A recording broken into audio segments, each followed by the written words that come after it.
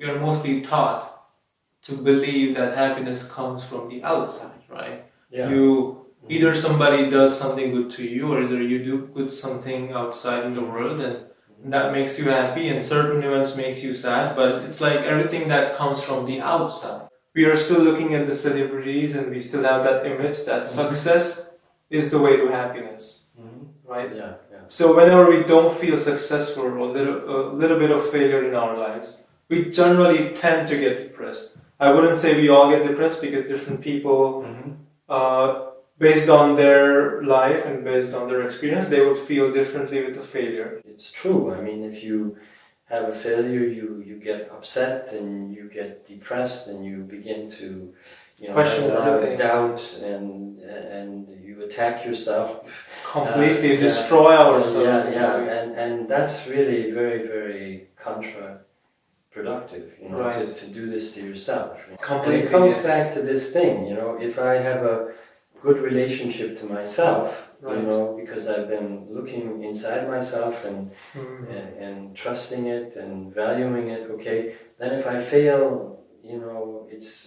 it's hard, but I still have this basic thing inside myself, but if I'm completely focused on outside, then a success will knock me completely down and I have nothing left, and so this goes back to, the thing I said earlier about look at that kind of relationship to yourself. How are you relating to yourself, and do you like yourself, and do you treat yourself well? That would be a big thing for young people to try to work on.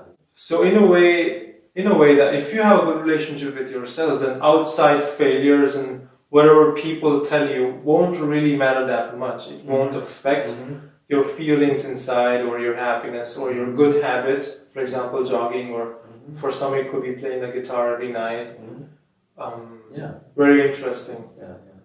There's a concept called equanimity, and have you heard of it, equanimity? No. It can be explained like if you have this kind of spiritual center, and we use this with the Native Americans, that no matter what's happening outside, that they're being, devalued, or they're being, insulted, or their land is being taken away from them, but they still have this inner spiritual sort of connection, which doesn't depend on all of this, and then they can be very sort of quiet, and they can, they can get through very difficult things. And this concept of equanimity is something that's, it's Eastern, I think, and it's in the American spiritual people, but it's not in our young modern Western mind thought. Not even Eastern young minds. Yeah, okay. Not even Eastern young Okay, minds. so right that would be something to think about. Yeah. Right. Very interesting.